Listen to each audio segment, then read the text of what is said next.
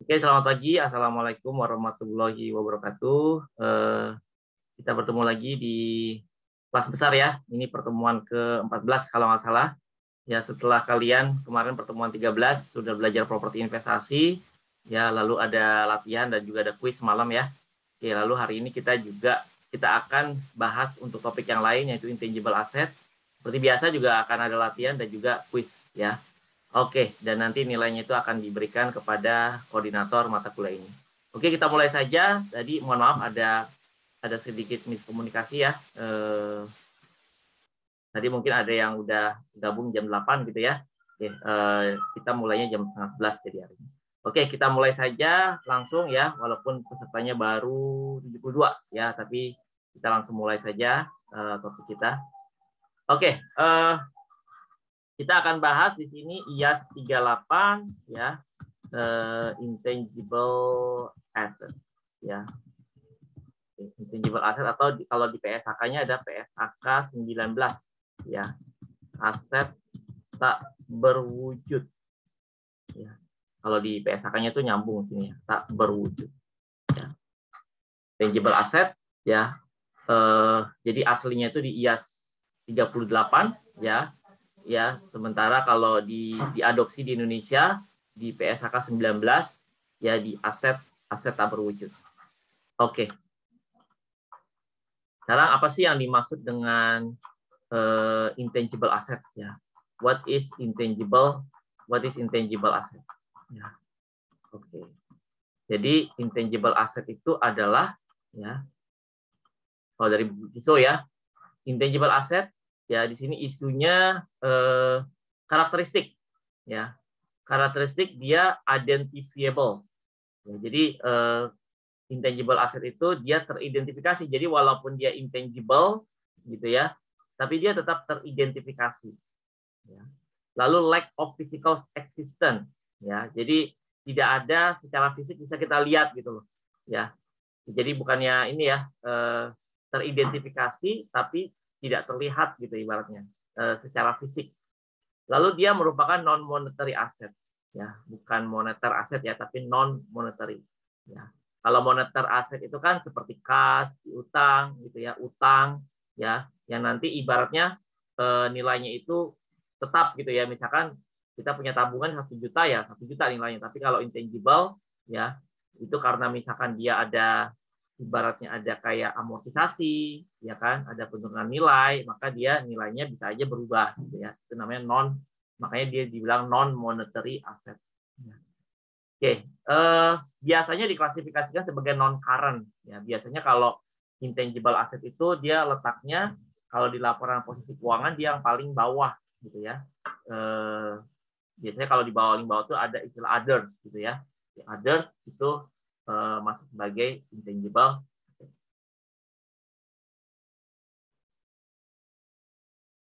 Oke. Common types of intangible. Nah, nanti kita lihat ya. Apa saja sih yang terkait dengan intangible asset ya? Ada yang terkait dengan marketing, customer related, artistic, contract related, teknologi dan juga yang terakhir ada goodwill ya. Jadi kalau misalkan di Christian Dior gitu ya, most important asset is brand image-nya, not its store picture ya.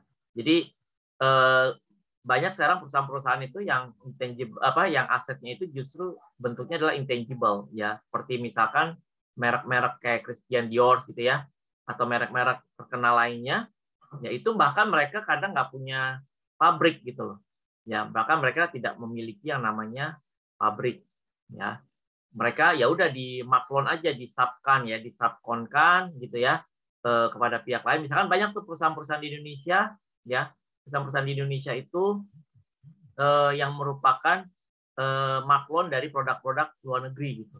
Ya, jadi saya pernah pengalaman gitu ya, waktu itu saya salah satu ke negara di Eropa, di Spanyol gitu ya, di sana kan ada klub sepak bola Barcelona gitu ya. Nah, di sana kan biasa tuh di klubnya itu jual ini ya, jual merchandise gitu ya. Nah, pada saat saya lihat itu beli kaosnya Barcelona itu ya, kaosnya itu kalau nggak salah harganya ya, tahu ya, kaos itu ternyata made in itu made in Indonesia gitu loh. Jadi artinya dibuatnya di Indonesia gitu ya, tapi di sana tuh tinggal tempel merek. Jadi di situ ada made in-nya mereka. Ya mereka fair lah gitu ya menyebutkan made in itu di mana gitu. Ya tapi ditempel ibaratnya mereknya tuh merek klub sepak bola Barcelona. Nah, itu kan artinya karena brand image-nya Barcelona itu kan yang besar gitu ya. Jadi kalau saya beli kan agak-agak gimana gitu ya. Jadi ibaratnya dibuat di Indonesia, dijual di Barcelona, terus saya balik lagi ke Indonesia kan agak lucu juga gitu ya. Jadi itulah kekuatan dari brand image ya. Jadi mereka kadang tidak memiliki pabrik gitu ya. Mereka hanya memiliki merek ya, seperti merek Nike, Adidas itu kan juga banyak produk-produknya dibuat di dalam negeri gitu di sini gitu. Mereka tinggal merek-merek tersebut nanti tinggal tempel mereknya saja.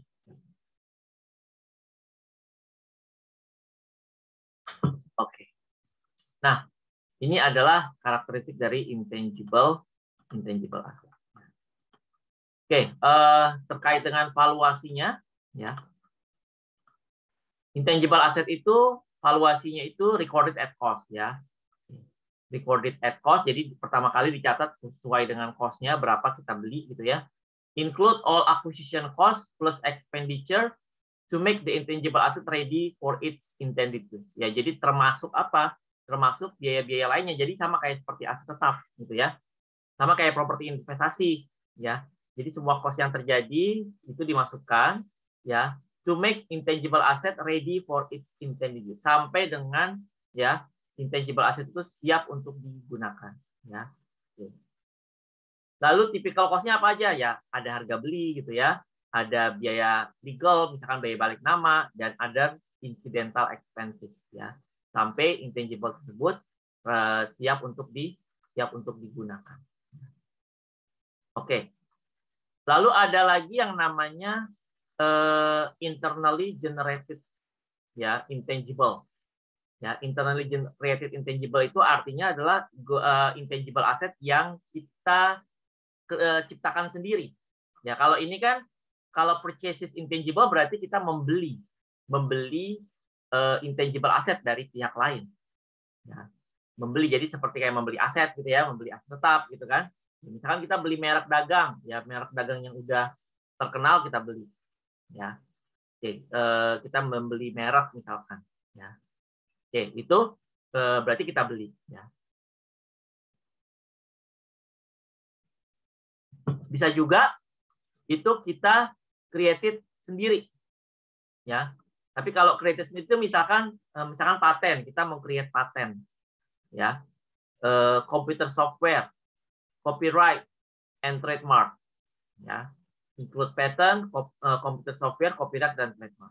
Company expand all research space, cost, and some development phase cost. Nah ini, biasanya kalau kita create sendiri, ada mekanisme yang namanya mekanisme research and development. Ya, kalau kita melakukan create sendiri, kadang melalui fase riset dan development. Misalkan kita mau mencari obat COVID gitu ya, mencari obat HIV misalnya. Nah itu melalui fase riset and development. Nah di sini certain development costs are capitalized once economic viability criteria are met. Ya. IFRS identifies several specific criteria that must be met before development costs are capitalized. Jadi nanti ada dua fase nih. Dua fase yaitu penelitian dan pengembangan. Ya, jadi nanti perlakuan akuntansinya itu akan berbeda ya antara untuk penelitian dan untuk pengembangan. Ya, untuk research and development itu nanti akan berbeda. Ya. Oke, jadi intinya kalau aset berwujud itu kadang diciptakan gitu ya melalui R&D tadi ya. Jadi aset berwujud yang diciptakan sendiri biasanya melalui tahap research and development. Ya. Oke, jadi kalau dia tahapnya masih riset, ya, kalau dia tahapnya masih riset itu berarti nanti kita akui sebagai expand. Ya, kalau tahapnya masih riset gitu ya. Sementara kalau dia tahapnya adalah development, ya, kalau dia tahapnya adalah development, maka itu baru diakui sebagai intangible asset, gitu ya. Nah, nanti ini berbeda ya. Jadi Kalau riset diakui sebagai beban, langsung dibebankan gitu ya. Tapi kalau dia development, ya dia diakui sebagai intangible asset. Nah, jadi seperti gambar ini misalnya ya, gambar ini. Nah, internally created intangible ya. Ini misalkan beginning dari project-nya. Misalkan tadi project untuk bikin menemukan obat ya, obat COVID misalkan. Beginning of project. Nah, di sini ada research space-nya. Pasti kan ada uang yang dikeluarkan ya, expenditure. Ya, sampai dengan dia misalkan berhasil ya, ready for sale atau use. Ya, beginning of project nih, project untuk menemukan obat. Ya, semua biaya yang dikeluarkan itu sampai dengan dia siap untuk dijual atau digunakan. Nah, tentunya dia melalui tahap yang namanya ada tahap riset, ada tahap development. Nah, di sini ya. Kalau dia masih riset, ya riset itu maka dia riset space itu maka diakui bebannya itu, diakui pengeluaran itu sebagai expense. Tapi kalau udah masuk ke kriteria development, ya itu di capitalize, ya dikapitalisasi, berarti dia diakui sebagai aset, gitu ya. Nah, research and development itu ya kalau berdasarkan PSAK 19-nya ya. Kapan sih suatu tahap itu adalah riset dan kapan suatu tahap itu adalah development? Oke, nanti kita bahas ya. Kita bahas di berikutnya akan lebih jelas nantinya. Ya. Oke, kita lanjut.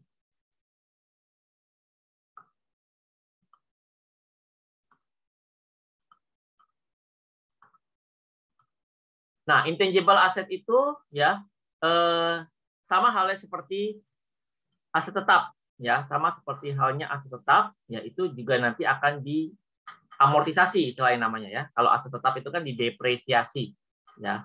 Kalau intangible asset dia diamortisasi ya.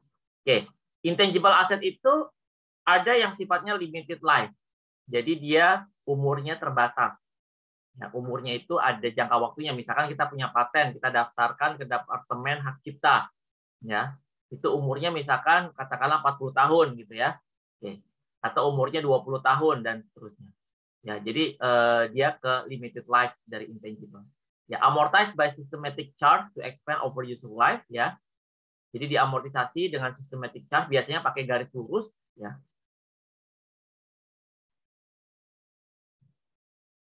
Amortization expense should reflect the pattern in which the company consume or uses up the asset. Ya, amortisasinya harus merefleksikan patternnya dalam dia mengkonsum gitu ya.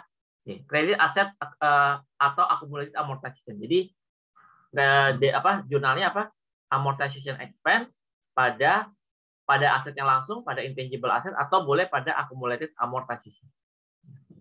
Amortization should be cost less residual value jika ada, ya jika ada nilai sisanya, ya company must evaluate the limited life intangible asset annually for impairment. Jadi harus dievaluasi apakah ada indikasi penurunan, apakah ada indikasi dari penurunan nilai, ya karena yang namanya intangible asset itu bisa aja ya karena ternyata ada sesuatu hal yang merugikan konsumen gitu ya, sehingga intangible assetnya itu bisa mengalami penurunan nilai ya karena berdampak buruk terhadap reputasinya gitu. Misalkan reputasinya jadi jatuh gitu ya karena ada suatu kejadian yang mengecewakan beberapa customer, akhirnya ya merek tersebut ya menjadi ibaratnya mendapatkan reputasi yang buruk di masyarakat.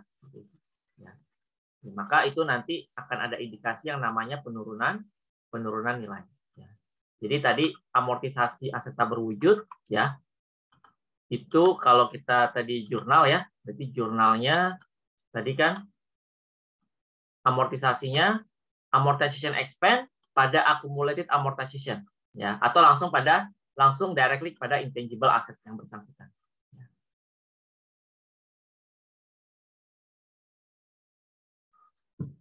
Berikutnya ya. Dan harus dievaluasi. Ya, harus dievaluasi apakah ada indikasi penurunan nilai. Ya, jadi nggak cuma hanya kita depre atau amortize saja, ya, tapi kita harus kita harus assess lagi apakah ada indikasi penurunan nilai, ya. Nanti kita akan bahas bagaimana penurunan nilai itu, ya. Nah, bagaimana dengan yang aset tak berwujud yang indefinite life? Kalau tadi limited life gitu ya, berarti dia namanya finite, ya. Finite life, ada yang indefinite life, ya. Indefinite life itu berarti artinya umurnya tidak terbatas. Ya, jadi misalkan diberikan no foreseeable limit on the time the asset is expected to provide cash flow. Jadi umurnya itu tidak terbatas gitu loh. Jadi tidak ditentukan. Misalkan dia punya hak cipta terkait dengan lagu gitu ya. Nah, Departemen Hak Cipta itu memberikan hak ciptanya itu misalkan umurnya tidak terbatas. Ya.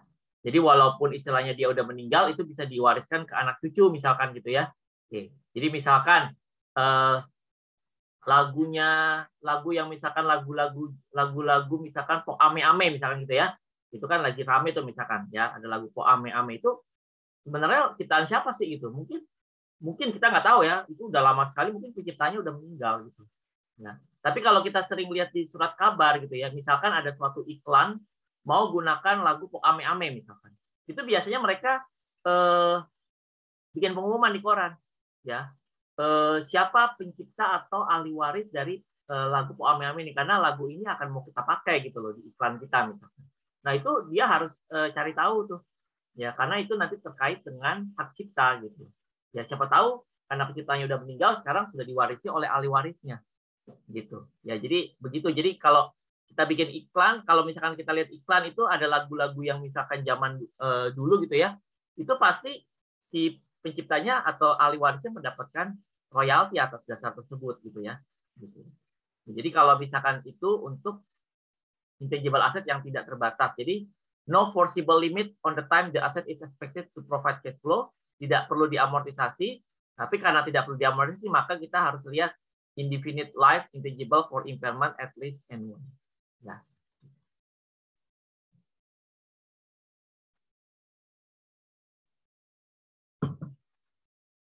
Gitu ya. Oke. Cek dulu.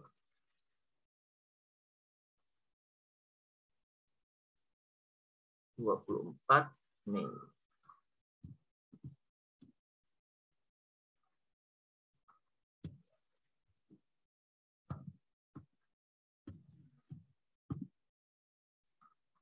Oke, kita lanjut lagi ya.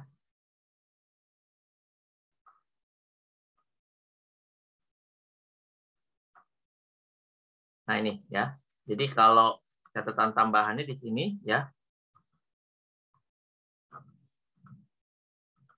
Aset tak berwujud yang memiliki umur tak terbatas ya. Tidak perlu diamortisasi. Jadi kalau dia umurnya tidak terbatas, tidak perlu diamortisasi. Nah, tapi dia harus dites ya. Apakah terjadi memang tidak perlu diamortisasi, tapi harus dites apakah ya terjadi penurunan nilai setiap tahunnya. Nah, ini berarti kan indefinite life gitu ya.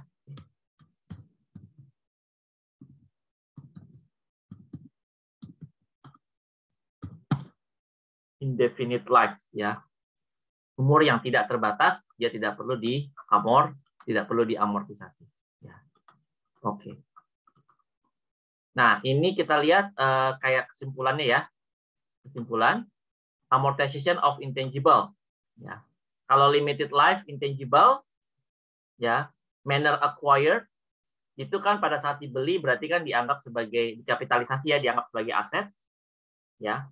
Tapi kalau dia internally created, dia sebagai expense. Jadi misalnya gini. Jadi kalau misalkan saya beli mereknya misalkan ya udah merek terkenal, misalkan saya mau bikin majalah Kompas ya. Saya mau bikin majalah. Saya bingung namanya apa nih? Daripada saya bingung, saya beli aja merek yang udah ada di pasaran yang namanya nama besar. Oke. Ya udah saya beli dia nama Kompas gitu ya untuk jadi merek majalah saya. Nah, itu berarti saya beli kan? Saya beli ya. Kalau saya beli itu berarti itu tadi ya, kalau kita beli kita capitalize tadi ya, kalau yang purchase tadi ya. Jadi purchase intangible recorded at cost ya. Ini kalau purchase. Ya. Misalkan di sini tadi ya, beli merek yang sudah terkenal. Maka jurnalnya merek pada cash, gitu kan? Misalkan bikin merek sendiri, ya, dengan biaya pendaftaran.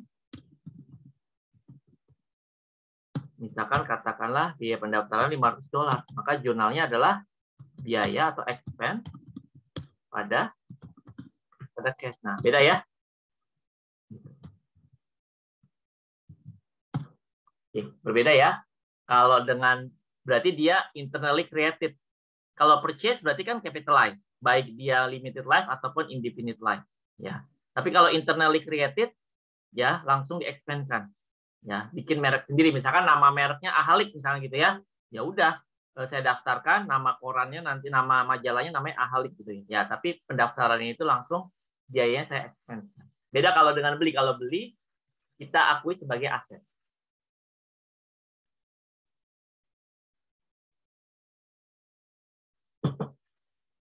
Gitu ya. Amortisasi ya itu tadi ya, kalau finite life, indefinite life ya. Kalau finite life berarti diamortize ya. Kalau indefinite berarti tidak perlu diamortize, tetap harus dua-duanya dilakukan yang namanya impairment test atau tes penurunan nilai ya. Nah, di sini ada types dari intangible asset. Tipe dari intangible asset, nah ini terkait dengan marketing. Related intangible asset. Misalkan apa ya? Nah, ini merek-merek Mercedes, Pepsi Cola, Honda ya. Di sini terkait dengan marketing, related intangible asset. Trademark or trade name, newspaper masthead, internet domain name, and non-competition agreement. Under common law, the right to use a trademark or trade name rests exclusively with the original user, as long as the original user continue to use it, capitalize purchase price, then no amortization. Nah, biasanya ini adalah indefinite life gitu ya. Masa manfaatnya, umurnya itu tidak terbatas. Maka biasanya tidak diamortisasi. Ya. Nah, ini seperti merek-merek ini ya.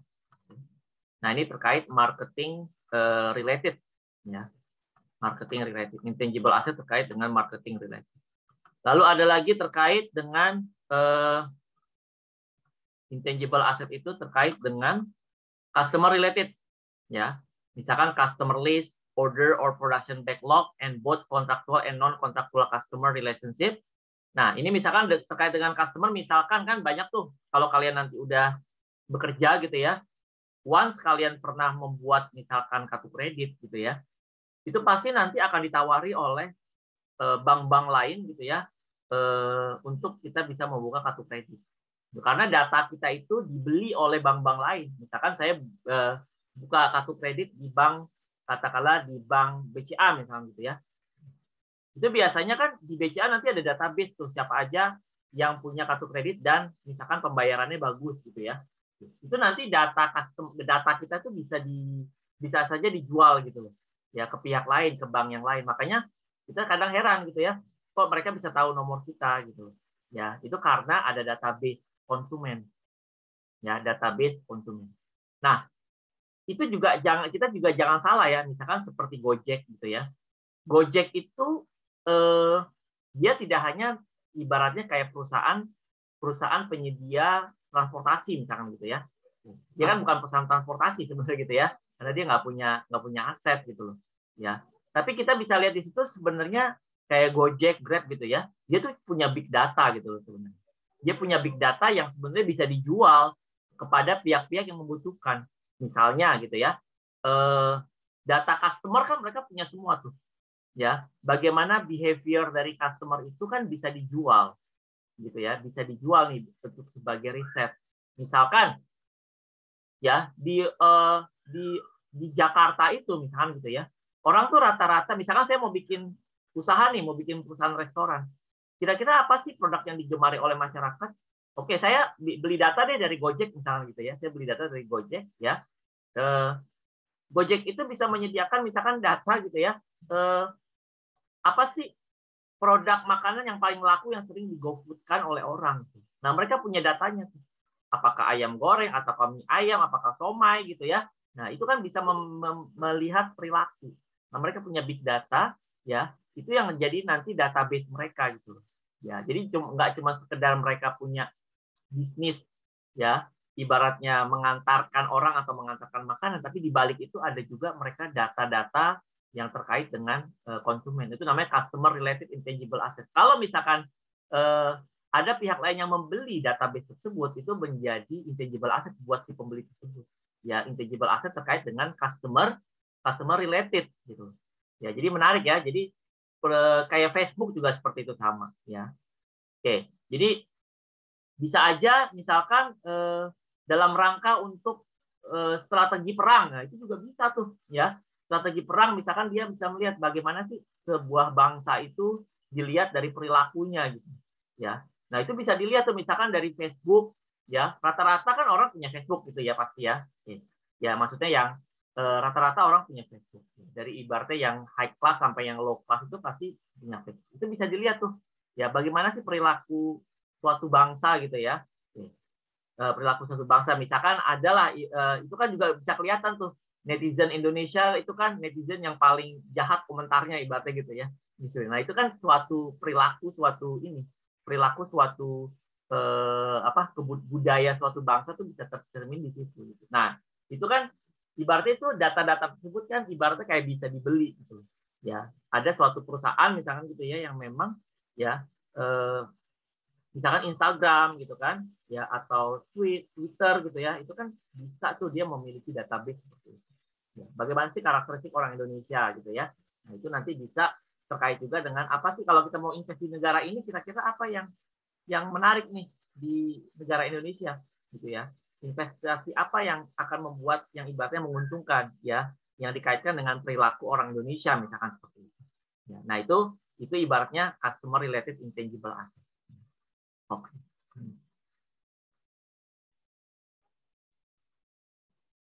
Nah, misalkan di sini kita lihat contohnya type of intangible asset tadi ya. Misalkan Green Market AG acquired the customer list of a large newspaper 6 million January 1st, 2019. Green Market expect to benefit from the information evenly over a 3 years period. Ya, jadi Green Market AG membeli gitu ya, mengakuisisi customer list. Ya, jadi di sini dia membeli database konsumen perusahaan koran ya, newspaper. Misalkan konsumennya Kompas gitu ya, database-nya itu dibeli. Ya, 1 Januari 2019. Green Market expect to benefit from the information evenly over the 3-year period.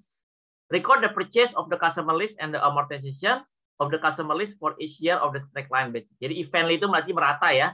Manfaat yang akan dia terima itu merata selama 3 tahun. Ya. Maka jurnal yang dia buat adalah apa? Tanggal 1 Januari 2019 dia akan membuat jurnal. Ya. Customer list pada cash gitu ya. Sebesar 6 juta. Ya. Customer list pada cash ya 6 juta ya. Lalu dia akan mengamortisasi ya 31 Desember 2019 sampai dengan 31 Desember 2021 ya. Maka jurnal yang akan dia buat 31 Desember kan 3 tahun ya. 31 Desember 2019 2021 amortization expense pada customer list atau boleh pada accumulated amortization sebesar 2 juta ya. 6 juta dibagi dengan 3 ya. Kita lanjut.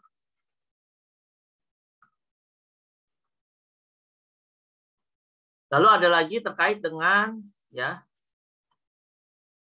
artistic related intangible asset ya, artistic related intangible asset. Ya, misalkan di sini kayak Walt Disney Company, Mickey Mouse gitu ya. Okay. Play, literally works, musical work, picture, photograph, and video and audiovisual material ya. Copyright granted to the life of the creator plus 70 years. Capitalized cost of acquiring and defending. Termasuk di sini misalkan ya ini tadi ya, plays, literary work, musical work. Jadi misalkan ini film gitu ya. Oke, animasi, picture photograph ya. Oke, copyright granted for the life ya biasanya 70 tahun nih kalau misalkan di luar negeri kan di Amerika ya. Oke. Capitalized cost acquiring and defending. Nah, di sini kita lihat kalau misalkan kita mengakuisisi produknya tadi kan itu kan dikapitalisasi. Termasuk defending, berarti termasuk mempertahankan ya. Termasuk mempertahankan maksudnya gimana? Kan sering tuh kita lihat di koran-koran ya bahwa misalkan pedagang di Mangga 2 menyatakan permohonan maaf karena sudah membuat tas KW Hermes misalkan gitu ya. Ya. Jadi dia meminta maaf kepada Hermes Indonesia gitu ya karena sudah membuat tas KW misalkan. Nah, itu kan berarti si produsen Hermes-nya kan melakukan tuntutan gitu ya. Gitu loh. Ya, mungkin bisa lebih laku yang KW supernya gitu ya daripada yang aslinya gitu loh. Mereka melakukan tuntutan. Nah, berarti beban-beban tuntutan tersebut ya biaya pengeluaran untuk tuntutan itu masuk harus kita kapitalisasi. Ya, kita kapitalisasi sebagai aset gitu ya. Jadi biaya untuk mempertahankan. Ya. Kan kita untuk mensomasi itu kan berarti butuh pengeluaran ya. Misalkan sekarang ada ini somasi terkait dengan ayam geprek bensu misalnya itu ya. Jadi ada yang namanya ayam geprek, ada yang ayam geprek sama ayam bensu apalah gitu ya pokoknya ya, gitu loh. Mirip-mirip lah namanya ya. Gitu. Ya, ada yang ayam geprek bensu, ada yang ayam gitu ya. Ayam geprek gitu misalkan. Nah, itu saling mensomasi tuh gitu. Nah, itu kan somasi itu kan berarti mempertahankan merek yang mereka punya, yaitu nanti bisa mereka kapitalisasi ya. Oke. Bisa lanjut lagi ya. Nah, ini kalau terkait dengan kontrak related ya. Terkait dengan kontrak related intangible asset, nah itu masuk misalkan di sini kayak Toyota ya. Oke, ada franchise gitu ya, seperti Shell, McDonald's itu kan ibaratnya kalau ini kan franchise ya, siapapun bisa membuka misalkan gerai KFC atau McDonald's dengan cara melakukan franchise. Okay. Franchise or license with a limited life should be amortized as operating expense over the life of the franchise. Franchise with the indefinite life should be carried a cost and not amortized. Ya gitu ya. Jadi ini adalah terkait dengan kontrak related. Ya, jadi kontrak untuk membuat franchise ya suatu produk tertentu atau merek tertentu. Lalu ada yang terkait dengan teknologi ya, teknologi intangible asset ya. Misalkan paten ya. Nah, ini biasanya terkait dengan merek-merek industri farmasi gitu ya. Oke. Misalkan paten ini merge gitu ya. Patented technology and trade secret granted by a government body. Patent give holder exclusively untuk 20 tahun misalnya gitu ya. Ini kalau di Amerika. Di capitalized cost as purchasing as patent kalau misalkan beli ya. Nah, sementara kalau misalkan dia melalui mekanisme R&D itu expand R&D cost-nya ya kalau masih dalam tahap riset dan development cost incurred before achieving economic viability. Ya, jadi kalau masih dalam tahap risetnya gitu ya, itu tadi ya seperti kita udah bahas itu dianggap sebagai beban. Ya. Ini misalkan Canon, Samsung ya ini kan terkait dengan teknologi ya. Nah, sekarang kita masuk ke goodwill ya. Apa sih yang dimaksud dengan kalau goodwill ini agak sedikit berbeda ya dengan intangible asset yang lain. Ya. Jadi goodwill itu nanti kita bahas ya. Nanti kita bahas bagaimana goodwill itu terbentuk. Ya, goodwill ini agak berbeda sedikit. Nanti kalian akan bahas goodwill itu nanti saat detailnya itu pada saat kita belajar di advanced accounting. Oke, misalkan goodwill itu muncul ya. Jadi goodwill itu muncul. Goodwill agak berbeda dengan intangible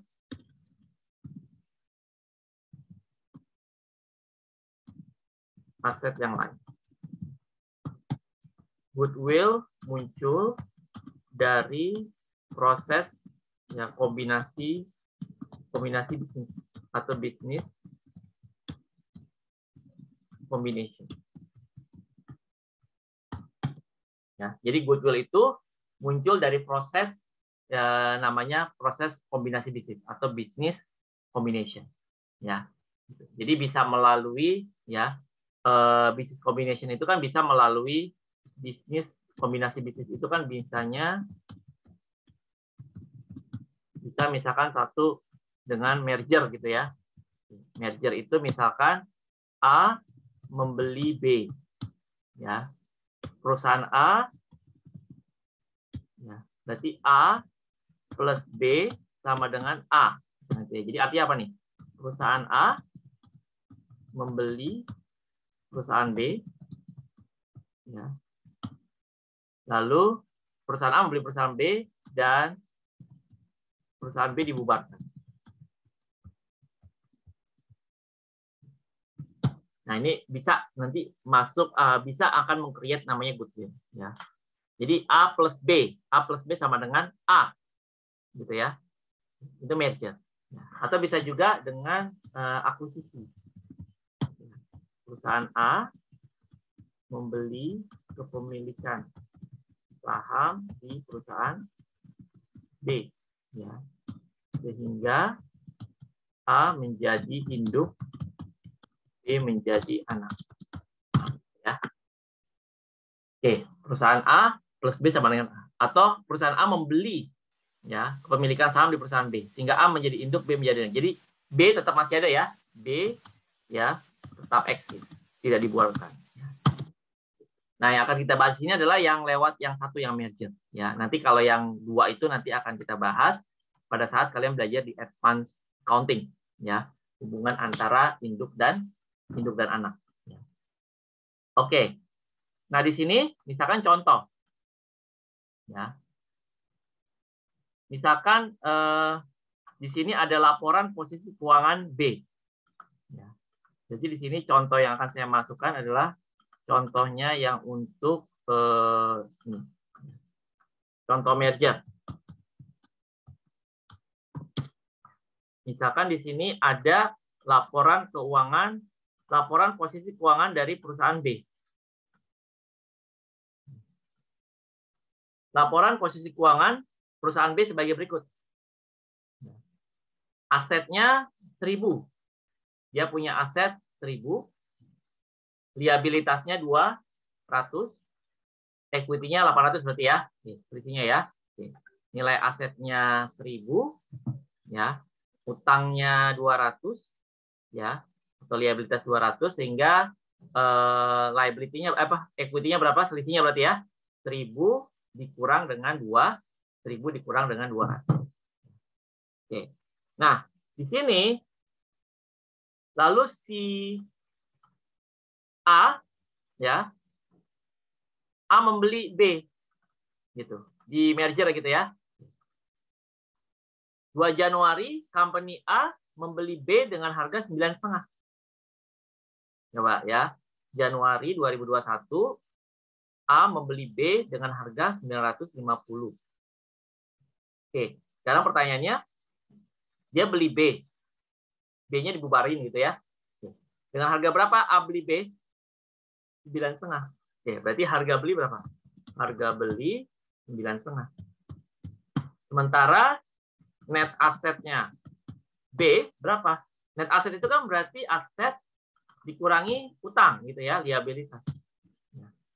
Berarti nilai bukunya si B itu 800 atau nilai bukunya itu kan dari equity-nya gitu ya. Harga belinya 9,5, net asetnya B itu 800. Ya. Sehingga ya A membeli ya B ya dengan harga yang lebih tinggi gitu ya. A membeli B dengan harga yang lebih tinggi ya. Maka nanti si A akan jurnal ya. Maka di sini kita lihat dulu ada yang namanya berarti karena harga beli lebih tinggi ya daripada net aset B, maka di sini akan muncul yang namanya goodwill. Goodwill itu 9,5 dikurangi dengan 8 atau 150. Nah, harga beli net aset B 800, goodwill-nya 150. goodwill-nya 150. Gitu ya. Maka jurnal IA, nah di sini kan kenapa kita ibaratnya di sini kita membeli sesuatu dengan harga lebih tinggi daripada yang seharusnya. We buy something that it should be. Ya, we buy something ya more than it should be, ibaratnya gitu ya. Ya, kita beli 9,5, sementara net asetnya itu adalah 800. Ya, goodwill-nya 105. Jadi ibaratnya gini, kayak misalnya jaketnya Michael Jackson dilelang gitu ya. Jaketnya Michael Jackson dilelang. Ya. Siapa yang nggak kenal Michael Jackson? Mungkin semua kenal ya, walaupun bukan angkatannya gitu ya, tapi mungkin tahu. Nah, pada saat dilelang itu kan orang pada ibaratnya mengajukan harga gitu ya. Misalkan harga jaketnya itu misalkan katakanlah originalnya cuman katakanlah 5 juta gitu ya. Tapi orang berani mungkin bayar ada yang berani bayar 200 juta jaketnya Michael Jackson. Nah, itu kenapa orang berani bayar lebih mahal ya jaketnya Michael Jackson. Nah, itu karena apa? Karena ibaratnya ada sesuatu di jaketnya Michael Jackson tersebut gitu ya. Ibaratnya itu karena dia legend. Ya. Nah, di situ berarti ya ada goodwill di situ berarti ibaratnya gitu ya. Nah, harga awalnya kan cuma 5 juta originalnya, tapi orang berani bayar lebih mahal, misalkan 200 juta. Maka selisih itu kita anggap sebagai intangible asetnya gitu loh. Ada sesuatu di jaket tersebut karena dia adalah sebelumnya adalah punyanya si legend gitu ya. Gitu. Nah, sama juga di sini A membeli B dengan harga lebih mahal. Ya, kenapa A berani bayar B dengan harga lebih mahal? Karena mungkin di B itu punya sesuatu yang intangible gitu ya. Katakanlah si B itu lokasinya udah strategis gitu ya, atau dia memiliki nama yang baik sehingga kita berani bayar lebih mahal. Nah, itu berarti muncul yang namanya goodwill. Gitu ya. Jadi dia muncul namanya goodwill sebesar 100. Maka jurnal di A gimana? Maka jurnal di A, maka dia akan mengakuisisi asetnya B gitu ya. Aset B dia ambil ya, 1.000 gitu ya. Liabilitasnya si B juga dia ambil. Kan dibubarkan B kan, diambil alih. Maka di sini dia juga ada cash gitu ya. Cash sebesar 9,5 ya. Sama ada satu lagi dia akan muncul goodwill gitu ya. Akan mengakui goodwill senilai berapa? Senilai selisihnya gitu tadi ya. 105, 150. Nah, gitu. Oke, sekarang mungkin ada pertanyaan ya. Oke. Ada pertanyaan misalkan di sini ya. Bagaimana kalau harga belinya lebih kecil? Nah, misalkan what if gitu ya. What if ya, harga beli B misalkan nggak 9,5. Misalkan katakanlah dibeli dengan harga 750. Pasti kan ada pertanyaan seperti itu gitu ya. Sebelum saya ajukan pasti normalnya pasti pertanyaannya seperti itu. Ya. Oke. Berarti kalau gitu bagaimana kalau harga belinya 7,5? Maka ini ya. Oke, coba kita ulangi di sini. Maka di sini harga belinya berapa? 7,5. Net aset B-nya 8,5. Nah, di sini bukan badwill berarti ya, bukan badwill ya. Berarti ini namanya kayak goodwill negatif, tapi ini namanya sekarang berarti apa? Gain. Berarti kita beli sesuatu harga lebih murah. Gitu ya. Kita beli lebih murah. Ini yang kita namakan dengan gain on bargain. Keuntungan karena beli murah. Ya. Namanya gain on bargain. Nah, berarti di sini asetnya sama 1.000, liabilitas. Nah, ini bukan goodwill berarti ya. Nah, di sini cash-nya kan berarti 7,5. Ini kita namakan dengan gain on bargain. Nilai berapa? 100. Jadi kalau harga beli kita lebih murah, maka kita ya namakan sebagai gain on bargain. Keuntungan karena beli murah. Nah, ini kita lihat baru teorinya ya. Goodwill. Goodwill conceptually represent the future economic benefit arising from the other assets acquired in the business combination that are not individually identified and separately recognized. Oke, kalau di bahasa Indonesia kan gimana? Secara konsep, dia merepresentasikan future economic benefit. Oke, ada future economic benefit, ada keuntungan di masa depan secara ekonomi akan kita dapatkan. Misalkan tadi, kenapa kita berani bayar lebih mahal? Ya karena mungkin lokasi strategisnya si B, gitu loh. Nah itu kan memberikan keuntungan di masa depan. Atau memang B itu sudah memiliki ya reputasi yang baik di mata masyarakat. Nah itu kan keuntungan buat kita. Ya, makanya kita berani bayar lebih mahal. Ya. Jadi arising from the other assets acquired in the business combination that are not individually identified. Nah, di sini dia tidak teridentifikasi secara ini ya. And separately. Jadi beda karena kayak lokasi yang strategis, ya, reputasi itu kan tidak nilainya itu kan tidak terlihat gitu ya. Maksudnya dia tidak teridentifikasi dengan jelas. Ya.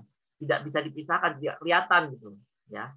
That are not individually identified and separately. Nah, itu dimaksud dengan that are not individually identified and separately recognized.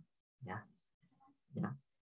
Beda dengan misalkan dia punya gedungnya nilainya lebih tinggi daripada historisnya, nah itu jelas. Itu kan berarti dia bisa teridentifikasi dan bisa dipisahkan gitu loh intinya. Bahwa ini nilai, kenapa bisa nilai tinggi? Karena gedungnya memang nilainya lebih tinggi misalnya. Ya, tapi kalau goodwill tidak. Goodwill itu adalah sisa setelah ya aset-aset ini kita identify. Kan aset sama liabilitas kan teridentified. Ya, yang tidak bisa teridentified masuknya ke goodwill. Only recorded when an entire business is purchased. Ya, jadi hanya direcord ketika semua bisnis dibeli. Ya, misalkan tadi B itu dibeli. Ya. Goodwill is measured as the excess of cost over the fair value of the identifiable net asset, ya. Asset minus liability acquired, ya. Jadi udah jelas ya. Excess of cost over the fair value of the identifiable net asset, ya. Aset dikurangi liabilitas acquired. Sementara kalau internally created goodwill itu tidak bisa dikapitalize, ya. Tidak ada goodwill yang kita ciptakan sendiri. Ya, jadi goodwill itu hanya muncul melalui mekanisme business combination, ya. Oke, kita lanjut. Mungkin ada pertanyaan sampai sini? Nggak ada ya? Oke. Nggak ada. Kita lanjutkan. Nah, coba kita latihan sedikit nih. Ya. Latihan soal terkait goodwill coba nih. Dari ini ya. Recording goodwill. Misalkan, Feng Incorporated decide that it needs a part division to supplement its existing tractor distributorship. Ya.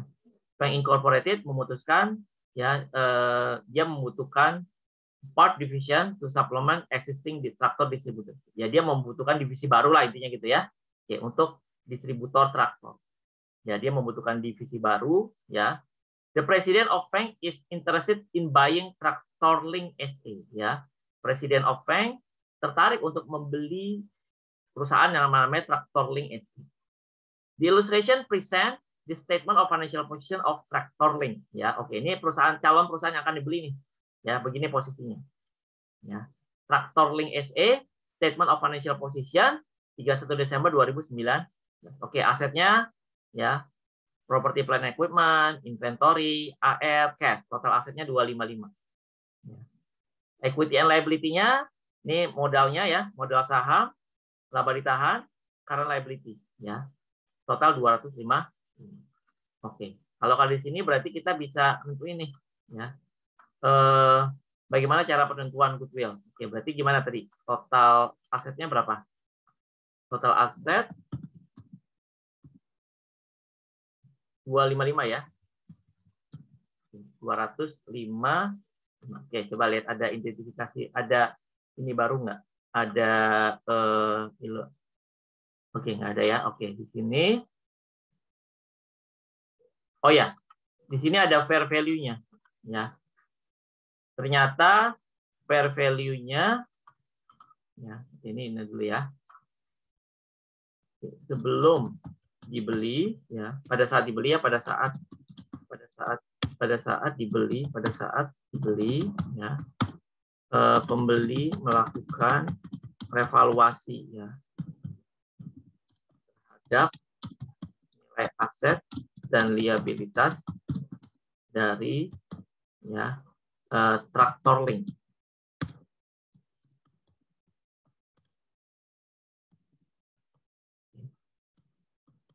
Berikut adalah nilai wajarnya.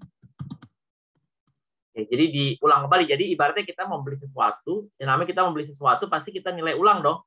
Apakah pantas dengan harga segitu gitu ibaratnya. Aset yang tertera di sini kan, misalkan dia nilai bukunya ya, property plant equipment, nilai sekarangnya berapa sih gitu loh. Apa nilai fair value-nya itu berapa? Ya, mungkin nilai tanah gedung udah naik gitu ya. Jadi dia kayak nilai ulang. Dia reval kembali. Ya, apakah inventorinya masih tetap 42 gitu kan? Ya. Apakah account receivable-nya juga 35 dan seterusnya. Nah, itu dia lakukan penilaian ulang.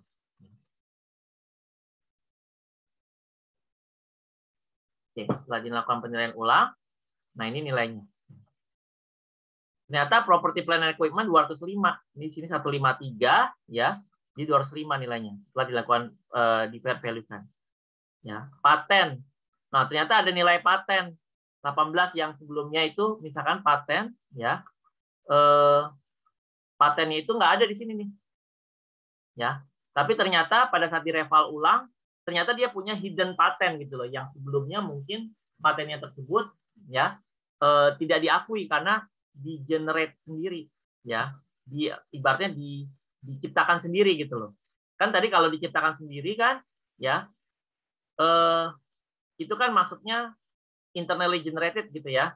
Ibaratnya ada intangible yang karena internally generated maka tidak diakui di perusahaan gitu ya. Misalkan dia punya paten ya yang tidak ada dalam laporan keuangan karena secara standar akuntansi tidak boleh diakui gitu ya. Muncul 18. Nah, inventory di sini 42, di sini berapa? 122. Oh, ternyata lebih tinggi. AR di sini 35, di sini berapa? 35 juga sama ya. Cash 25 sama ya. Oke, dikurangi dengan liabilitas. Liabilitas berapa? 55. Ya, sehingga total net asetnya berapa? 350. Nah, traktor yang itu dibeli dengan harga 400. Nah, berarti harga belinya berapa? Harga beli berarti 400.000. Net asetnya berapa? Net aset dari traktor link 3,5 gitu ya. Nah, maka di sini muncul apa? Muncul goodwill. 400.000 dikurangi dengan 3. Ya. Dapat ya? Ada 50.000 goodwill. Ya. Oke, maka jurnalnya ya. Jurnal yang dibuat jurnal di ya. Ini ya, Feng In ya.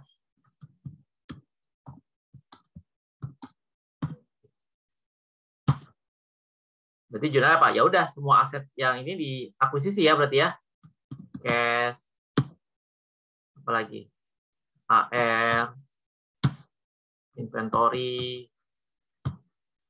paten, property plant equipment ya. Ya berarti diakuisisi sama dia. Apa? Di 25 35 122 18 205 ya. Lalu ada goodwill 50 pada cash. Tadi cashnya berapa? 400 ya. Yang 400. Terus ada liabilitas yang diambil. Bisa berapa liabilitasnya? Ya, berapa? 55 gitu ya. Oke.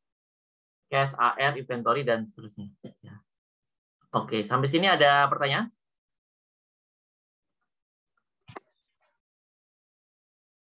Pak, saya ingin bertanya, Pak. Silakan. Untuk goodwill ini sendiri, apakah akan diamortisasi? Tidak, Pak. Kalau misalnya tidak diamortisasi, apakah nantinya ada impairment, Pak? Terima kasih. Oh Pak. ya, baik. Terima kasih. Oke. Jadi, apakah goodwill akan diamortisasi? Oke, akan terjawab di penjelasan selanjutnya. Oke, ini tadi sama ya. Kalau misalkan harga belinya lebih kecil, ya berarti nanti akan muncul gain on bargain purchase, sama seperti di atas tadi ya. Oke. Misalkan harga belinya nggak 400, tapi misalkan 300, atau ya, misalkan nih sebalikannya 300, 3,5, berarti ada gain on bargain ya, besar 50. Sama kayak tadi. Nah, sekarang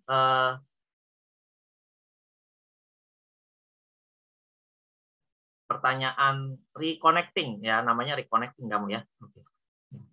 Oke, pertanyaan dari Mas reconnecting ya. Goodwill consider to have indefinite life ya. Jadi goodwill diconsider ya, itu adalah indefinite life. Ya, pertanyaan kan apakah goodwill diamortisasi? Apakah dia akan menjadi objek penurunan nilai? Ya, oke. Jawabannya adalah goodwill consider to have indefinite life. Ya. Oke. Dia memiliki indefinite life. Ya. Berarti dia tidak diamortisasi. Nah, ini jawabannya ya. Jadi langsung jawab nih. Ya. Only adjust carrying value when goodwill is impaired. Ya. Jadi dia akan menjadi objek dari penurunan nilai. Ya. Jadi goodwill menjadi objek penurunan nilai. Jika perusahaan mengalami penurunan nilai, maka goodwill juga terjadi penurunan nilai. Ya. Jadi nanti kita akan bahas bagaimana penurunan nilai terkait dengan goodwill. Ya, jadi goodwill itu menjadi objek penurunan nilai. Ya. Jadi jika perusahaan mengalami penurunan nilai, jadi dia nanti harus perusahaannya dulu mengalami penurunan nilai, maka juga goodwill-nya juga akan diturunkan nilainya. Karena goodwill itu kan nempel ke perusahaan. Dia tidak bisa, ibaratnya goodwill itu beda dengan intangible asset yang lain. Seperti saya tadi katakan, goodwill itu berbeda dengan intangible asset yang lain. Gitu. Ya, berbeda dengan intangible asset yang lain karena dia tidak bisa dijual gitu loh. Ya, nggak bisa sendirian. Jadi, oh saya mau jual goodwill saya, nggak bisa. Kalau saya mau jual goodwill harus jual perusahaan-perusahaan juga gitu loh sekalian. Kalau misalkan, oh saya mau jual paten, bisa. Saya mau jual franchise, oh bisa gitu ya. Tapi saya mau jual goodwill, nggak bisa, gitu ya. Karena goodwill itu nempel ke perusahaan. Gitu. Jadi jika perusahaan yang mengalami penurunan nilai, maka goodwill juga harus diturunkan. Karena goodwill itu attached to the company, dia nempel, gitu ya, ke perusahaan secara keseluruhan. Oke, kita lanjut. Oke, tadi misalkan bagaimana kalau harga belinya 330 misalkan gitu ya. Nah, ini kan cuma tambahan aja ya. Oke, berarti kalau 330 tadi kan total aset 400 berapa tadi? Total asetnya ya. Maaf. Total asetnya 405, liability 35. Net asetnya kan 3,5 tadi ya. 350 dibeli dengan harga 330, maka ada gain on bargain. Oke, ya, maka jurnalnya ya sama tadi ya. Jurnalnya sama. Tinggal dihapus saja goodwill-nya. Ya. Nah,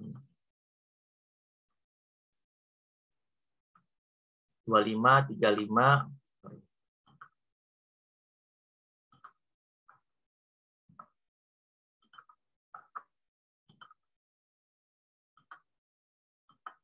Oke, gitu ya.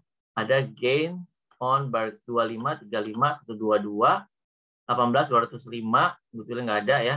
Oke, ini gain on bargain-nya sebesar 20, 55, dan 3,5. Gitu ya, 25, 35, 122, 18, 205. Oke, ya. Oke. Ada lagi pertanyaan sampai di sini? Nanti kita lihat bagaimana goodwill itu terimpair gitu ya.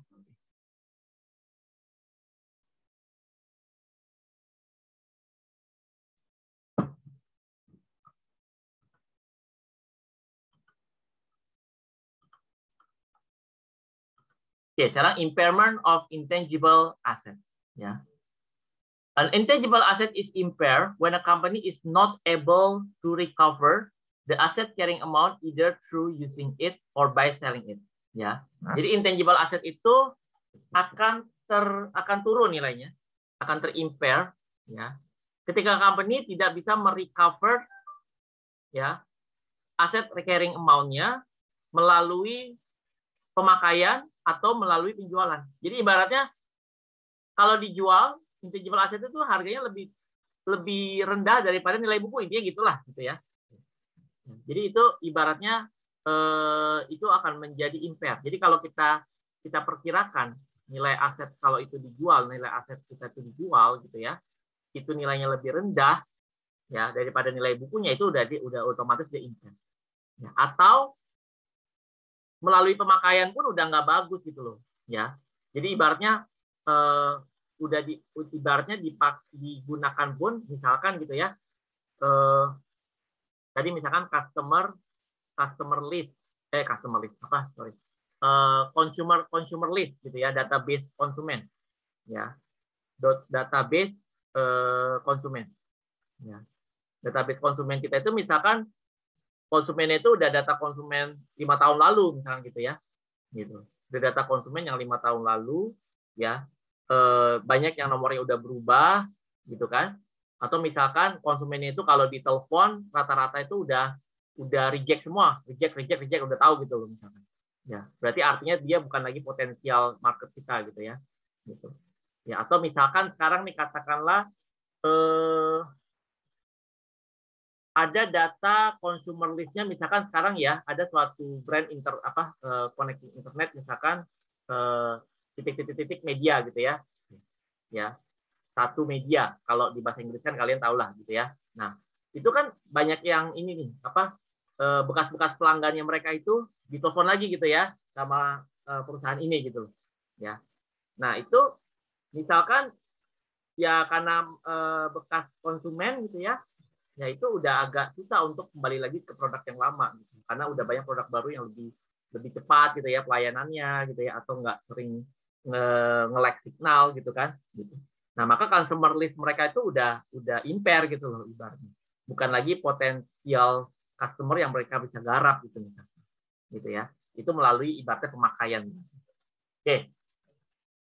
Specific procedure for recording impairment depends on the type of intangible asset. Apakah dia limited life atau indefinite life ya. Oke, jadi impair itu kan ibaratnya kalau impair itu ya kalau misalkan ya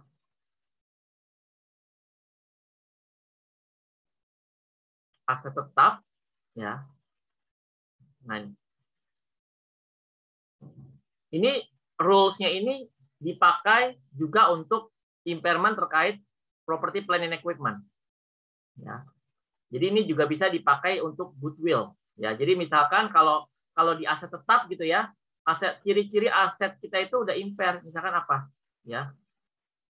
Ciri-ciri aset kita itu impair misalkan udah obsolete, udah usang, gitu ya. Aset kita itu udah usang, rusak parah, tertinggal teknologi. Nah itu berarti ciri-ciri impair. Ya. Atau misalkan ya udah kalau dijual tuh harganya udah turun jauh daripada nilai bukunya. Itu berarti ibaratnya ciri-ciri aset kita itu udah impair. Ya.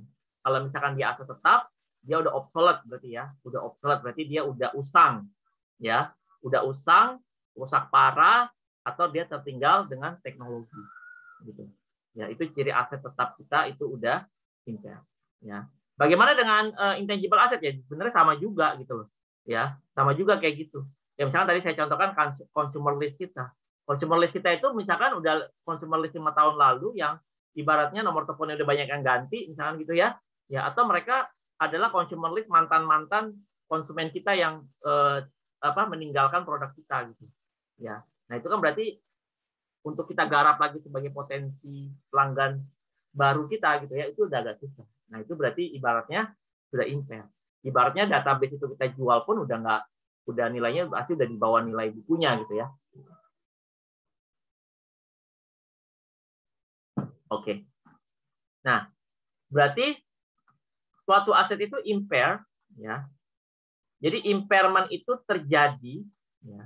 Jadi sebenarnya gini, impairment jika secara matematis ya, secara matematika impairment terjadi jika ya, ini kan kalau secara matematik, kalau secara fisiknya itu bisa kita lihat dari sini. Kalau itu property, plant and equipment ya, udah usang asetnya, rusak parah, atau udah tertinggal teknologi. Apalagi yang terkait dengan teknologi gitu ya. Udah ketinggalan teknologi ya berarti dia udah ciri-ciri impair. Itu kan kalau secara fisiknya ya. Itu kan secara fisik ya. Nah, kalau secara matematisnya gimana? Ya. Secara matematisnya itu impairment terjadi jika seperti di sini ya. Carrying amount atau nilai buku kita di compare dengan recoverable amount. Recoverable amount itu berarti carrying amount itu kan berarti nilai buku ya. Nilai buku, nilai terbawah ya.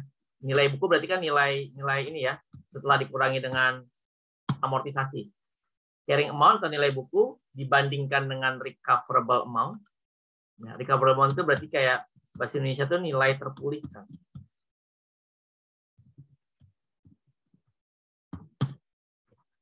Dibandingkan dengan recoverable amount, ya. Jadi carrying amount, ya, jika dibandingkan recoverable amount, itu impairment terjadi, ya, terjadi jika, nah gini, yang gampang gini aja ya. Impairment terjadi jika nilai buku kita itu lebih besar dibandingkan nilai recoverable amount. Nah, itu dia. Jadi secara matematis ya, carrying amount nilai buku dibandingkan dengan recoverable amount ya. Kalau dia lebih besar carrying amount-nya daripada nilai terpulihkannya, itu berarti terjadi impairment. Nah, apa itu recoverable amount? Recoverable amount itu adalah nilai ya,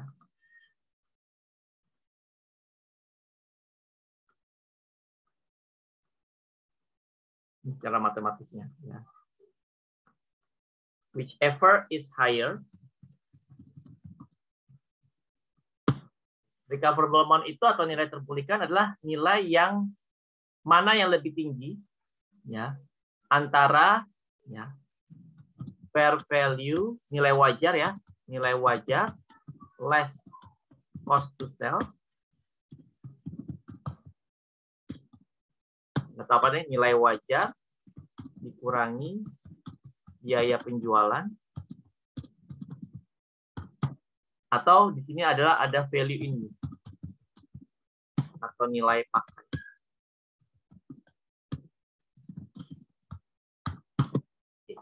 Mana yang lebih tinggi ya, itu akan menjadi nilai recoverable amount ya. Oke. Jadi fair value, harga jual dikurangi dengan nilai wajar, atau misalkan directly adalah harga jual gitu ya. Harga jual dikurangi dengan biaya penjualan. Jadi misalkan harga jual produk kita kalau di pasaran itu, ini lakunya itu berapa nih? Nilainya itu berapa? Dikurangi beban penjualan, kan pasti ada biaya penjualan ya. Misalkan dia hanya bisa dijual di tempat tertentu, itu kan berarti kita membutuhkan biaya transportasi gitu ya, atau komisi yang harus kita bayar ke maklar dan sebagainya. Itu namanya biaya penjualan. Ya, berarti netnya itu kita dapat berapa? Ya, nilai wajar dikurangi biaya penjualan. Lalu kalau value in use itu adalah nilai pakai ya. Jadi value in use itu atau nilai pakai adalah nilai sekarang ya, dari arus kas masa depan ya, yang diharapkan mengalir ke aset gitu ya, perusahaan ya, karena pemakaian aset tersebut ya. Nilai sekarang dari arus kas masa depan yang diharapkan mengalir perusahaan karena pemakaian, jadi itu namanya nilai pakai. Jadi aset kita itu yang kita miliki sekarang, misalnya kita punya aset pesawat terbang ya. Aset pesawat terbang kita itu ya, selama sisa umurnya dia bisa mengenerate cash flow berapa gitu. Ya, dia kalau dipakai untuk komersil gitu ya, itu dia bisa menghasilkan kas berapa kepada kita. Nah, itu namanya value in use. Ya. Sementara ini fair value less cost to sell, nilai wajar dikurangi dengan biaya penjualan. Kalau kita jual, ya dikurangi biaya penjualan, kita netnya dapat berapa. Ya, itu nanti akan menjadi recoverable amount. Ya. Kalau recoverable amount-nya lebih kecil daripada nilai buku, berarti dia terjadi impairment. Karena ibaratnya recoverable amount itu kan sebenarnya nilai yang bisa kita realisasikan sekarang, sebenarnya gitu ya. Nilai wajarnya sekarang itu berapa sih yang kita bisa realisasi? Nah, itu kan nilai recoverable amount. Kalau dia lebih rendah daripada carrying amount, ya berarti nilai carrying amount aset kita itu terlalu besar, berarti kan. Kita sajikan terlalu besar daripada nilai yang bisa kita realisasikan, ya, kita pulihkan. Nah, berarti itu terjadi impairment. Oke, misalkan contoh ya. Contoh saya punya equipment ya. Ini kalau kita sajikan di property plant and equipment ya. Ini bisa berlaku untuk intangible asset. Misalkan saya punya equipment. 100.000. Ya, dengan accumulated depreciation 70. Maka book value-nya berapa? 30 ya. Oke, berarti di sini carrying amount-nya berapa? 30. Lalu ya, harga jual atau fair value-nya ya, dikurangi dengan biaya penjualan ya. Harga jualnya misalkan 25. Ya. Biaya penjualannya, cost to sell-nya ya, itu misalkan 3.000 gitu ya. Sehingga harga jual dikurangi biaya penjualan 22. Ya, berarti harga jual 25, ya ada beban penjualan yang harus kita keluarkan sehingga netnya cuma dapat 22. Oke, di sini berarti dia berapa? 22. Ini tadi carrying amount-nya berapa? 3. Oke. Lalu misalkan informasi berikutnya misalkan value in use ya. Value in use-nya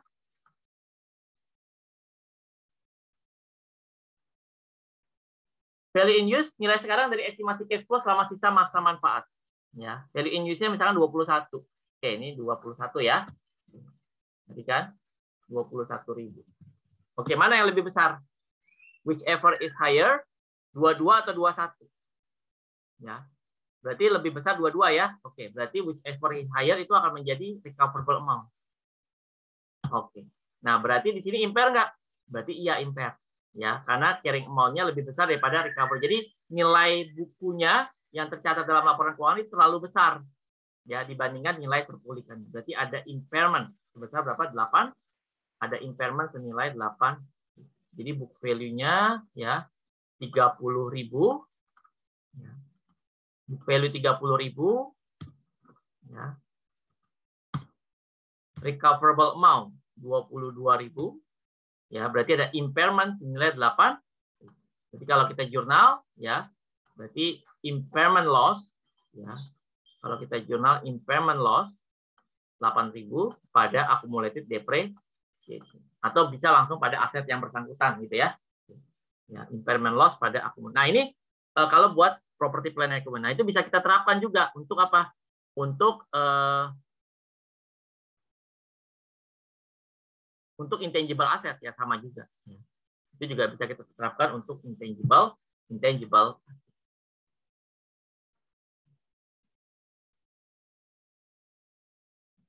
Oke, kita lanjut.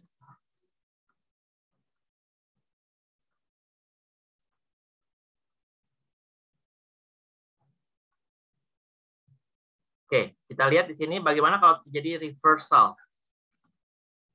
Bisa nggak sih terjadi pemulihan? Ya, apakah bisa terjadi pemulihan? Ya, kita lihat di sini reversal namanya nih. Ya, kita balik. Misalnya carrying value of the patent after impairment adalah 2 juta. Nilai buku dari paten setelah impairment adalah 2 juta. Large amortization 400.000. Misalkan dia 5 tahun ya.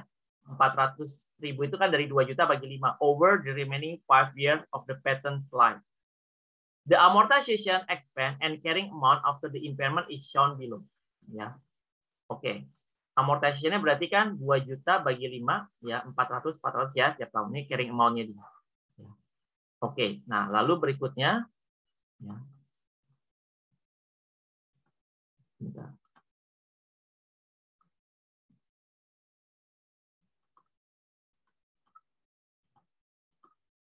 Oke. Di awal tahun 2020 ya. Based on improving condition in the market for shale oil technology, let's remeasure the recoverable amount-nya sekarang adalah 1.750 dari patennya. Jadi dia nilai ulang nih. Tadi 31 Desember ya. 31 Desember 2019 gitu ya. Itu kan dia carrying amount-nya 1,6. Gitu ya. Di awal 2020 ya, itu dibilang recoverable amount-nya sekarang 1 juta, berarti ada kenaikan ya. Oke. Recoverable amount-nya naik jadi 1,6 menjadi carrying amount-nya kan 1,6, recoverable-nya sekarang 1.750. Berarti in this case let's reverse a portion of the recognized impairment loss. Jadi impairment loss-nya itu terpulihkan gitu ya. Terpulihkan sebesar berapa? 1750 kurang 1,6 berarti 150 ya. Oke. Berarti pattern pada recovery of impairment loss. Berarti ini kayak gain ya kreditnya. Tapi ingat, kalau dia terjadi reverse, dipulihkan, itu nilainya nggak boleh lebih dari impairment yang udah pernah dia lakukan sebelumnya. Ya, misalkan sebelumnya impairment-nya di sini katakanlah 80 gitu ya. Ini 8.000 nih, contoh yang di atas. Kalau tidak terjadi recovery, pemulihannya itu nggak boleh lebih dari 8.000. Maksimal hanya 8.000. Jadi dia kayak kembali lagi pada nilai aset semula. Ya, kalau dia terpulihkan. Jadi nggak boleh lebih dari nilai yang pernah kita impair sebelumnya. Gitu ya. Nggak boleh lebih dari impairment yang udah pernah kita lakukan sebelumnya. Oke. Jadi recovery-nya ya. Jadi catatan. Nah, ini kalau kita ini ya. Nah, ini. Jika sebelumnya telah diakui impairment ya dan terjadi recovery ya. Carrying amount-nya 1 juta, nah berarti catatan, jika jumlah pemulihan tidak boleh melebihi jumlah impairment yang telah diakui sebelumnya. Ya. Jadi jumlah pemulihan itu tidak boleh melebihi ya jumlah yang telah diakui sebelumnya, gitu ya. Jumlah pemulihan tidak boleh melebihi jumlah impairment yang telah diakui sebelumnya. Paham ya? Oke.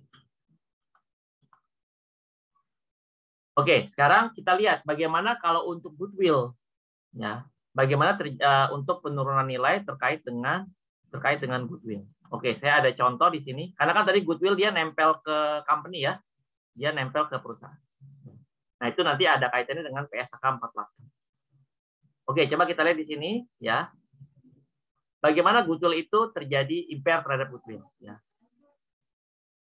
Total aset dari ABC Group yang memiliki 3 bisnis unit sebagai berikut.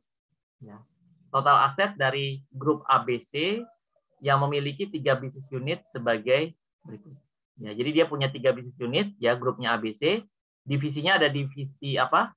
Divisi training, ada divisi manajemen building, ada divisi catering. Jadi punya 3 divisi ya. Nah ini ada cash, piutang, supply, equipment, accumulated depreciation, building, accumulated depreciation, land, and goodwill. Oke, masing-masing dia punya goodwill. Ya, karena mungkin mereka pernah melakukan merger sebelumnya gitu ya. Maka di laporan keuangan mereka muncul yang namanya goodwill. Ya, oke, masing-masing punya goodwill 2.000, 4.000, dan 13. Nah, terus 2.000, 4.000, dan 13. 3 bisnis unit ini mensupport satu sama lain. 3 bisnis unit are supporting each other, but mainly depends on existence of training business. Ya, oke, jadi mainly depends on existence of training business. Ya, oke, jadi dia 3, ini kan satu perusahaan semuanya ya, satu grup. 3 bisnis ini saling support each other, ya, tapi semua terkait dengan training business. Main business of this growth product is the motivation training. Ya, main businessnya adalah motivation training. When the training is conducted, it will use building management to provide place, and catering will unit to provide the. Dalam 2 tahun terakhir, permintaan akan training menurun extremely due to the rapid competition with the new model. Ya, oke, jadi mungkin karena COVID juga, atau karena mungkin ada misalkan dulu ada training motivasi misalnya gitu ya, training motivasi ya. Training motivasi yang mungkin ada motivatornya ada terkait kasus gitu misalkan gitu ya. Ya, sehingga ibaratnya itu permintaan training terhadap dia juga menurun gitu. Ya. Berarti kalau training bisnisnya dia turun, maka diikuti juga dengan training bisnis, the revenue of training business decrease and is followed by management building and catering. Jadi training bisnisnya turun, maka diikuti juga dengan management building dan catering gitu ya.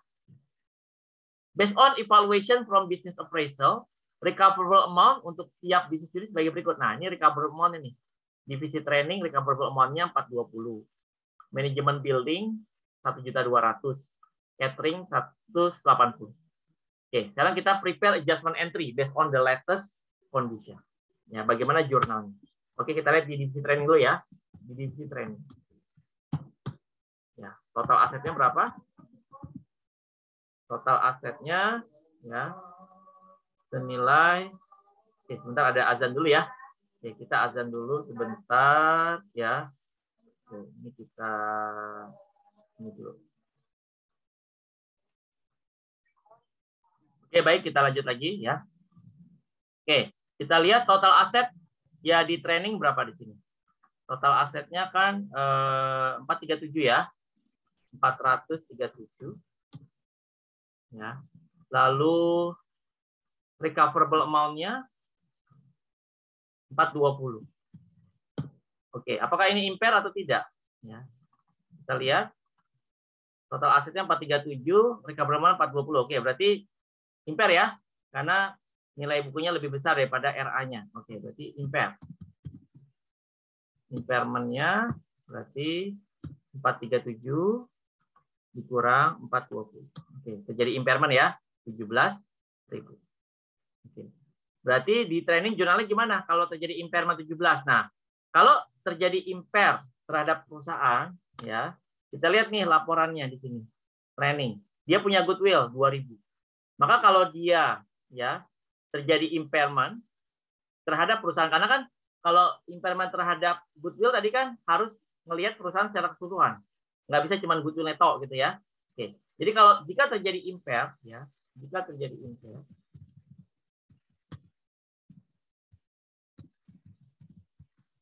terhadap perusahaan, maka ya yang diturunkan pertama kali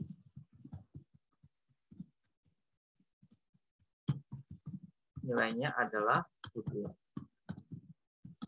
Jika masih ada sisa, maka dialokasikan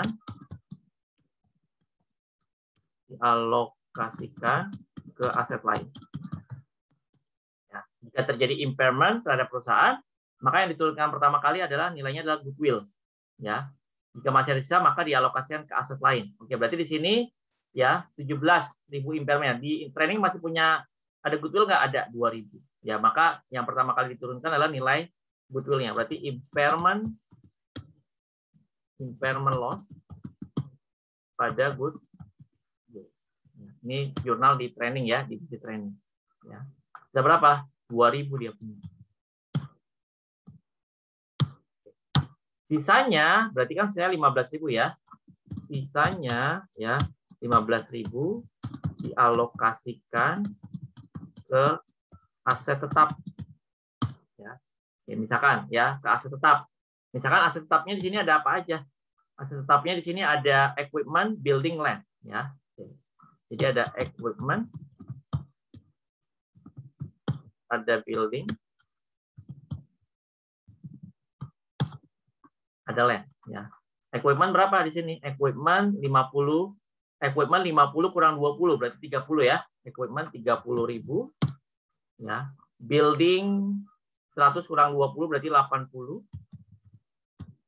ya. Land 80. Oke. Maka di sini kita totalin ya. 190. Maka di sini kita cari persentasenya dulu ya. Maka nanti kita alokasikan ya. Pro rata 30 dibagi 109. Maka persentasenya ini ya.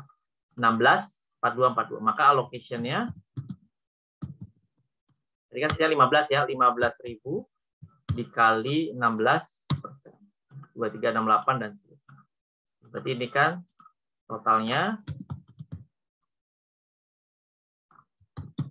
15.000 ya. Oke, ini allocation. Berarti kita jurnal ya. Jurnal berikutnya berarti kita impair equipment ya, berarti impairment loss 15.000 pada ya accumulated depre equipment. Accumulated depre-nya kita tambahin ya. Berarti kan nilainya nanti nilai bukunya jadi turun, building dan land. Ya, kalau land kan tidak ada depresiasinya ya. maka tidak punya accumulated, maka 2368 ya, 6316 dan 6310. Nah, ini jurnal di training. Ya. Bagaimana dengan di manajemen building? Di manajemen building yang kita lihat ya, total asetnya berapa? Total aset di manajemen building itu ada 986 ya. 986 ya, recoverable amount-nya ya itu senilai 1.200.000. Sehingga terjadi impairment 1.200.000 ya. Oke, impairment-nya berarti ya. Apakah terjadi impairment? Sorry ya. Enggak ya, tidak ada impairment ya, sorry maaf ya. Total aset 986, recoverable amount-nya lebih besar. Maka no impairment. Ya, tidak ada impairment ya karena nilai recoverable amount-nya lebih besar. Ya. Berarti dia tidak terlalu besar juga ditampilkan gitu ya. Oke. Manajemen building tidak ada impairment. Lalu di catering. Ya. Di catering, kita lihat total asetnya. Total asetnya berapa? Di sini 192.000. 192 ya. Lalu recoverable amount-nya sebesar berapa nih? 180 ya. Oke, dia juga terjadi impairment ya. Recoverable amount-nya lebih kecil ya. Oke, berarti impairment-nya senilai 92 kurang 180. Oke, 12. Maka 12.000 ini akan kita impair pertama kali ke goodwill. Ada goodwill berapa dia? Ya, dia punya goodwill 13 ya. Maka seluruhnya dia akan di-impair ke goodwill. Oke, berarti impairment loss pada goodwill ya senilai 13. Ya, impairment loss pada goodwill senilai 12 ya. Ya, jadi dia si catering ini masih akan punya goodwill sebesar 1.000 ya, karena semua impairment dialokasikan ke goodwill. Ya, paham ya? Sampai sini ada pertanyaan dulu?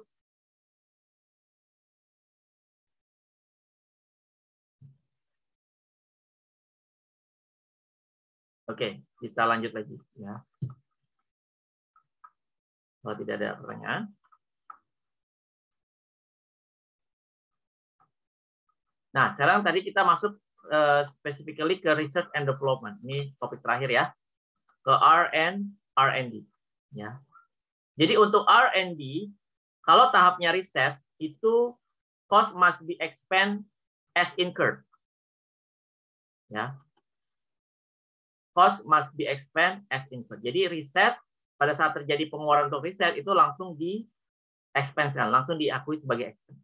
Tapi kalau development, cost may or may not be expensed as incurred, ya.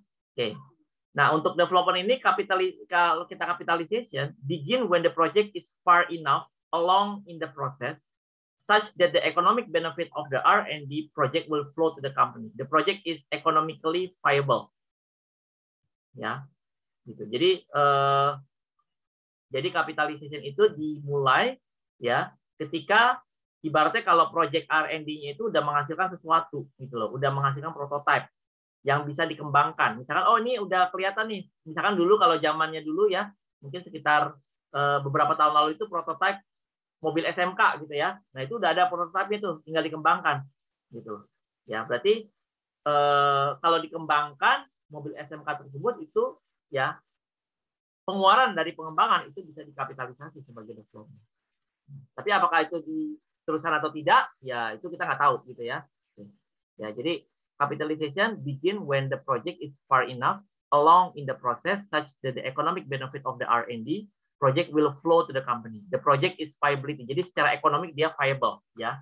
Jadi secara ekonomik dia ada potensi untuk menghasilkan gitu ibaratnya. Ya. Nah, itu berarti masuk ke kategori development. Nah, apa sih yang dimaksud dengan research gitu ya?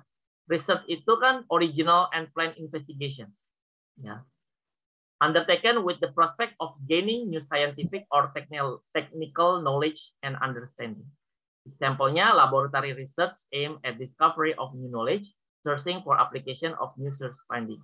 Ya, jadi dia baru ya uji cobalah gitu ya, apa ibaratnya baru ngeriset awal gitu, baru melakukan penelitian awal, nyari-nyari data gitu kan, ya itu riset. Nah, hasil riset itu kadang udah nemu ini, oh ini kayaknya bagus nih prototipenya, dikembangin, misalkan dia kembangin lagi, makanya kadang udah diuji coba ke binatang gitu ya, dan sebagainya. Ya, berarti kalau development itu aplikasi dari riset, aplikasi dari penemuan di riset, or other knowledge to a plan or design for the production a new substantially improved material, device, product, process, system, or services before the start of the commercial production. Jadi development itu adalah pengembangan dari hasil riset ya sebelum masuk ke tahap memang benar-benar itu dijual atau dipakai gitu, diproduksi ataupun digunakan, diproduksi, digunakan atau dijual. Ya, jadi sampai dia ke tahap nanti komersial. Example, conceptual formulation and design of possible product or process alternative, construction or prototype and operation of pilot plant. Ya, jadi development itu adalah hasil penemuan dari riset yang akan dikembangkan. Oke. Jadi development itu kalau bahasa gampangnya itu adalah apa? Sudah ada temuan yang perlu dikembangkan lagi, berarti gitu ya. Jadi dia punya temuan, ya hasil dari riset yang perlu dikembangkan lagi. Karena secara ekonomik dia udah kelihatan ya. Contohnya gampang itu kayak mobil SMK gitu ya.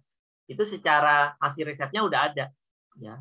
Nah tapi kan mobil SMK itu perlu dikembangkan kembali. Gitu. Jadi belum sampai ke produk akhir. Kalau di PSAK ya apa sih bahasa PSAK gitu ya? Pengembangan adalah apa? Pengembangan adalah penerapan temuan penelitian, nah itu tadi ya, dari finding dari penelitian atau pengetahuan lain pada suatu rencana atau rancangan produksi bahan baku, alat, produk, proses, sistem atau jasa yang baru atau yang mengalami perbaikan substansial sebelum dimulainya produksi komersial, sama ya. Ya. Application dari research finding. Ya, penerapan dari temuan penelitian cuma di bahasa Indonesia aja gitu ya. Penelitian adalah penyelidikan asli dan terencana yang dilaksanakan dengan harapan memperoleh pembaruan pengetahuan dan pemahaman teknis atas ilmu yang baru. Nah, tahap pengembangan itu apa aja sih cirinya gitu ya? Nah, coba kita bertanya misalkan pada mobil SMK kita, ya, apakah dia itu masuk tahap pengembangan? Jadi dianggap sebagai tahap pengembangan jika apa? Jadi dianggap sebagai tahap pengembangan. Dianggap sebagai tahap pengembangan jika apa?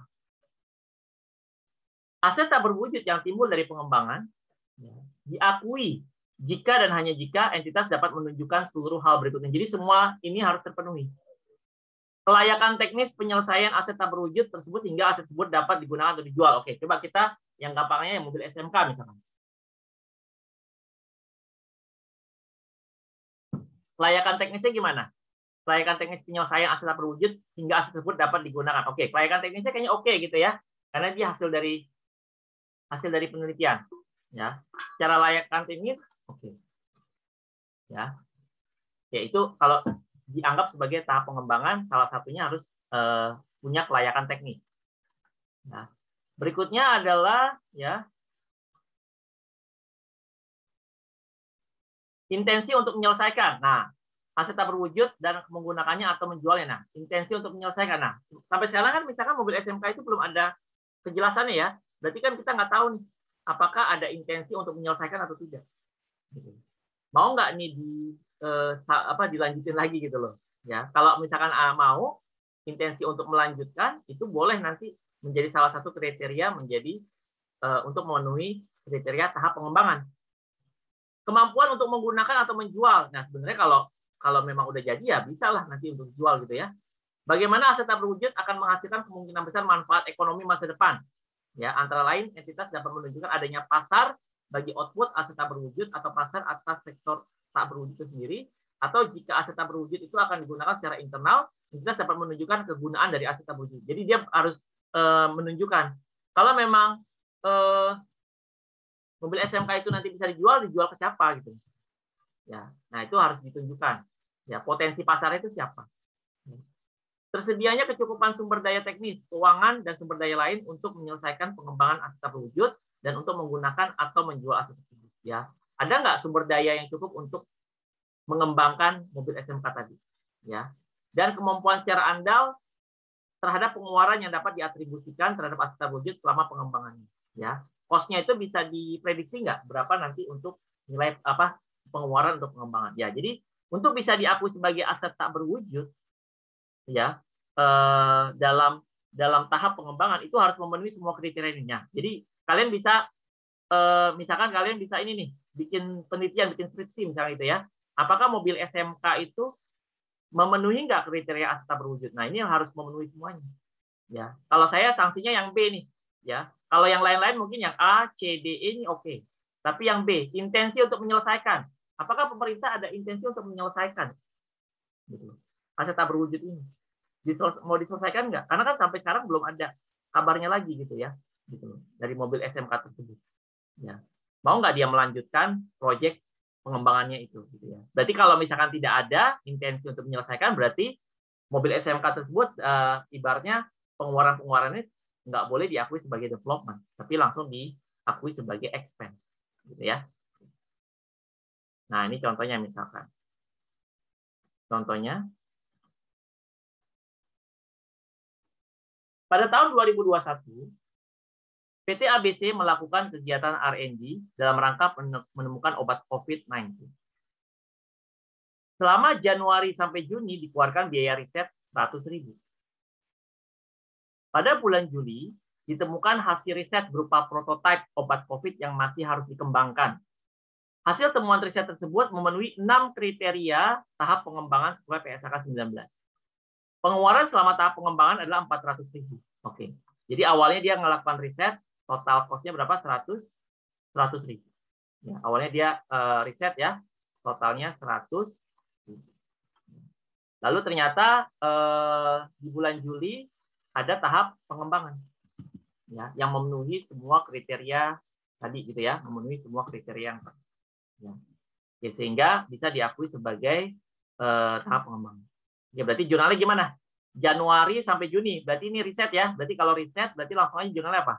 Ya, langsung diakui sebagai research expense pada ya, langsung ya.